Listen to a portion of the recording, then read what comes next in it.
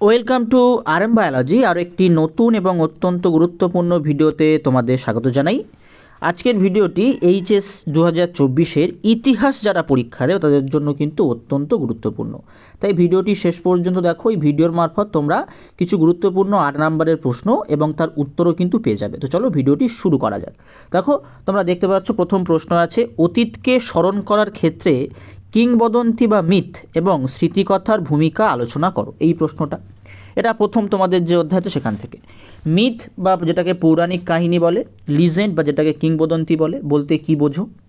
অতীত বিষয়ে মানুষের ধারণাকে এরা কীভাবে রূপদান করে? 5+3। জাদুঘর কাকে বলে? অতীত পুনর্গঠনে জাদুঘরের ভূমিকা আলোচনা করো। মিউজিয়ামের প্রকারভেদ আলোচনা করো।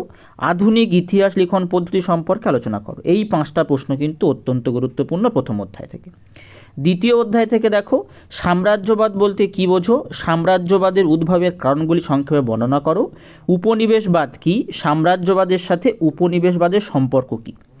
উপনিবেশবাদ ও সাম্রাজ্যবাদ বিষয়ে হবসন লেনিনের তত্ত্ব আলোচনা করো। ও উপনিবেশিক সমাজে জাতি সংক্রান্ত প্রশ্ন ও তার প্রভাব আলোচনা করো। এটা দ্বিতীয় অধ্যায় থেকে। তৃতীয় অধ্যায় থেকে দেখো, ব্রিটিশ ইস্ট ইন্ডিয়া কোম্পানির আমলে ভারতের ভূমি রাজস্ব ব্যবস্থার সংক্ষিপ্ত পরিচয় দাও। ঔপনিবেশিক ভারতে রেলপথ প্রবর্তনের উদ্দেশ্য ও প্রভাব আলোচনা করো। ভারতের অবশিল্পায়নের কারণ ও ফলাফল আলোচনা করো। চিরস্থায়ী বন্দোবস্তের প্রধান শর্তগুলি লেখো। ভারতীয় অর্থনীতিতে এর প্রভাব কী ছিল? ক্যান্টন বাণিজ্যের মুখ্য বৈশিষ্ট্যগুলো কী ছিল? এই বাণিজ্যের অবসান কিভাবে হয়েছিল? চীনের উপর আরোপিত বিভিন্ন অসম চুক্তিগুলির সংক্ষিপ্ত আলোচনা করো।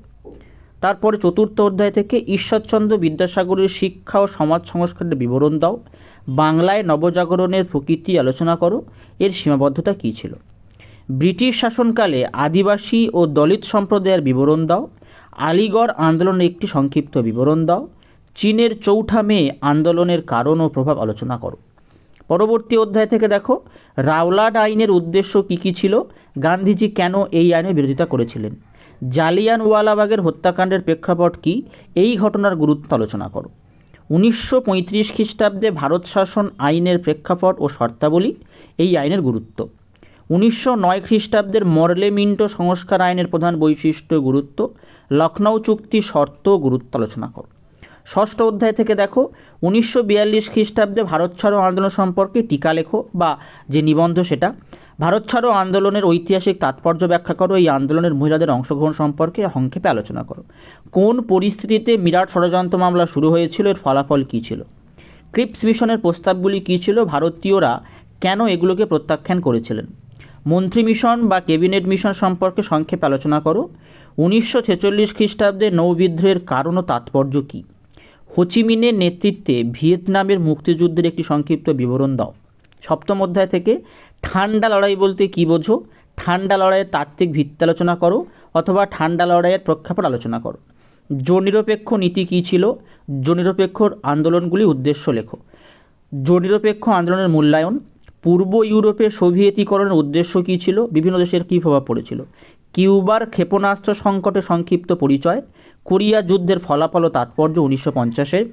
1950-এর আন্তর্জাতিক রাজনীতিতে কমিউনিস্ট চীনের প্রভাব নিরূপণ করো। ট্রুম্যান নীতি ও মার্শাল পরিকল্পনা সম্পর্কে লেখো। তারপরে আছে অষ্টম অধ্যায়, স্বাধীন ভারতের প্রথম 3টি পঞ্চবার্ষিকী পরিকল্পনার লক্ষ্য গুরুত্ব।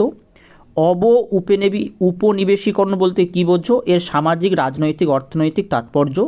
সার্ক কিভাবে গঠিত হয়েছিল? এর উদ্দেশ্য। সার্ক উদ্ভবের প্রেক্ষাপটের উদ্দেশ্য কী ছিল?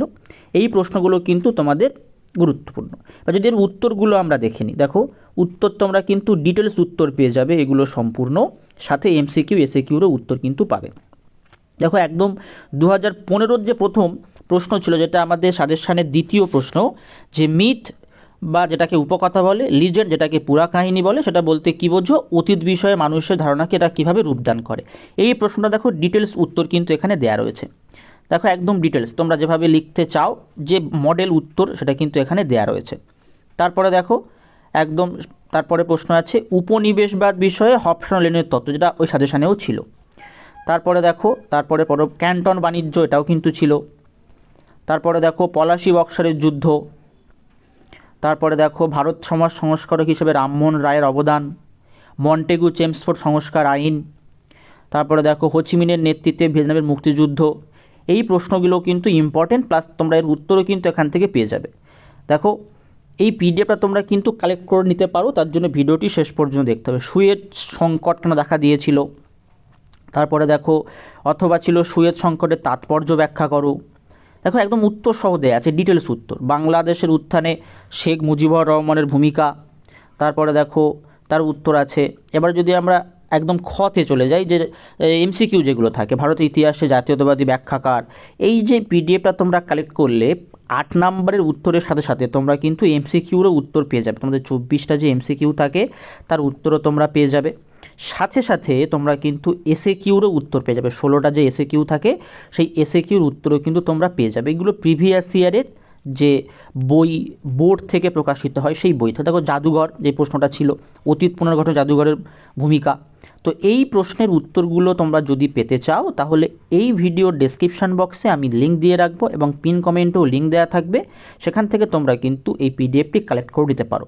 তো আজকের ভিডিওটি এই পর্যন্ত। ভিডিওটি প্রচুর পরিমাণে শেয়ার করে দাও, যাদের ইতিহাস পরীক্ষা আছে প্রত্যেকেই উপকৃত হবে এবং এই যে মডেল উত্তরগুলো জানতে পারবে, অর্থাৎ ভালো নাম্বার স্কোর করতে পারবে। দেখো এই চীনের 4 মে এই যে আন্দোলনটা হয়, এই যে কোশ্চেনটা ছিল সাজেশনে, সেটা কিন্তু এখানে একদম ডিটেলস উত্তর দেওয়া রয়েছে। ভিডিওটি এখানেই শেষ করছি। যারা চ্যানেলে নতুন, চ্যানেলটি অবশ্যই করে সাবস্ক্রাইব করে দিও।